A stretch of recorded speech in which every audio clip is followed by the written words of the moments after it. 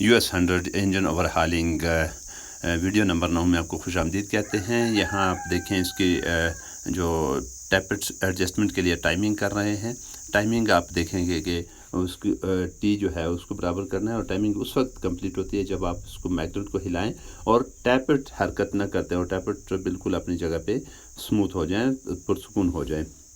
Tappet adjustment आपने हमेशा by gauge करनी है। अब ये टाइमिंग यहाँ से आप देख सकते हैं मैग्नेट की, और यहाँ अगर आप इसकी टाइमिंग जब हो गई तो आप जब इसको हिलाएंगे, थोड़ा थोड़ा हिलाएंगे, तो टैपेट बिल्कुल भी हरकत नहीं करेंगे। टैपेट को आपने दोनों टैपेट जो है वो आपने बाई गेज कर लेने हैं।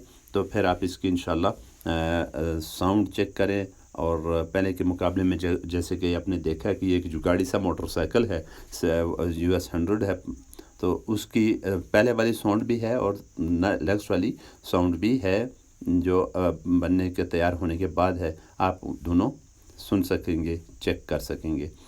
चैनल पे नए हैं, चैनल को लाजमी सब्सक्राइब करें।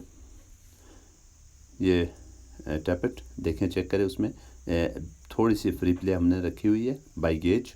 और ये नीचे वाला टैपेट, इसको भी ये थोड़ी सी फ्ले, टैपेट बिल्कुल हो गए। आप गेज से दोबारा भी चेक कर सकते हैं।